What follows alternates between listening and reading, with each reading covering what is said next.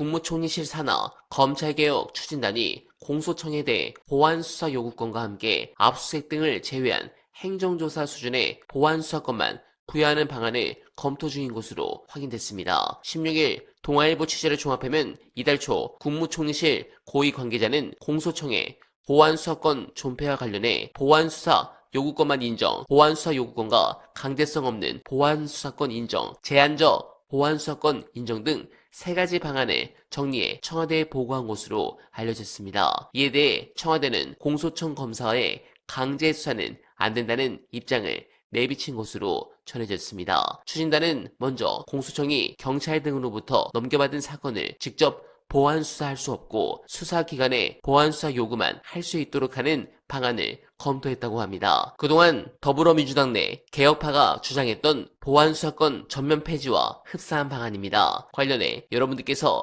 깊게 공감하실 분서 끝까지 봐주시고 여러분들의 생각 댓글로 부탁드립니다. 남은 과제가 크게 3+1인데요. 첫 번째가 조금 전에 우리가 얘기했던 보안 수사권을 끝까지 이제 주지 않고 잘 지켜내는 것. 지켜낸다고 하니까 좀 이상하지만 보안 수사권 안 주는 것. 네. 이게 제일 중요하고요. 첫 번째 그거고요. 네. 두 번째는 지금 검찰에 있는 수사 인력들을 공소청으로 보내지 않고 다른 수사기관으로 보내는 것. 이게 검찰개혁의 실질적인 완성 혹은 이렇게 완성된 모습인 거죠. 이거는 어떤 의미를 갖냐면 공소청의 수사 인력들이 만약에 그대로 가게 되면 언제든지 수사권을 맞아. 부활시킬 수 있습니다. 네. 그러니까 검찰의 힘을 그대로 주는 거예요. 그러니까 보안수사권 권한 안 주고 인력 안 주고 예산 안 주는 것이 공소청을 공소청답게 만드는 겁니다. 그러니까 공소청에 수사 인력들이 많이 가 있으면 안 된다. 그렇죠. 없어야죠. 없어야죠. 많이 가 있는 게 아니라 수사권이 없으니까 없어야죠. 수사 인력. 그러면 그분들이 대부분 이제 중수청으로 가면 되는 거잖아요. 중수청 혹은 국수본으로 가겠죠. 예, 그게 6천 명이 넘거든요, 지금. 예. 엄청난 수예요. 자, 그리고 세 번째는 검찰 과거사 청산을 해야 됩니다. 지금 국정조사를 하면서 조작 수사, 조작 기소들에 대해서 열심히 조사하고 박상용에 대해서 이런 것들이 막 드러나고 있지 않습니까? 예. 그런데 검찰에 의해서 조작 혹은 봐주기로 피해 입은 국민이 너무 많아요, 사실.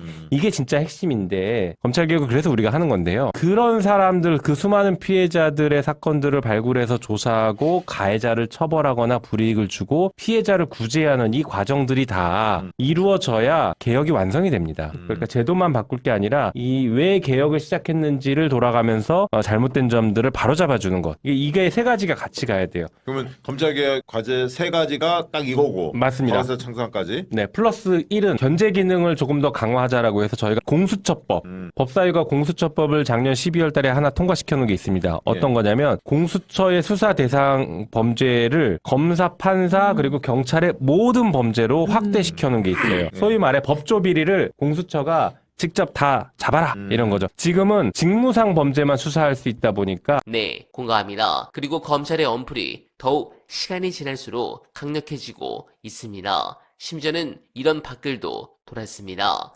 남욱 변호사, 수사 담당했던 이주용 검사, 병원 입원, 국정조사 증인 채택 후 극단적 시도, 주변에 죽어야 내 말 들어줄 것 언급한 것으로 전해짐. 여권, 검찰이 남욱 진술 압박 주장, 남욱 정권교체 후 기존 진술 번복 논란, 시옷 모 의원 저 사건 이후 50분 뒤 검찰 저격 메시지 올려 검찰의 반대로 자신들이 시달렸다고 라는 부분입니다. 여러분, 검찰개혁은 끝난 게 아니라 이제 시작입니다. 끝까지 완수할 수 있도록 여러분들께서 더 감시해 주시길 부탁드리며 어나벨은 오늘도 최선을 다하겠습니다. 여러분 고맙습니다.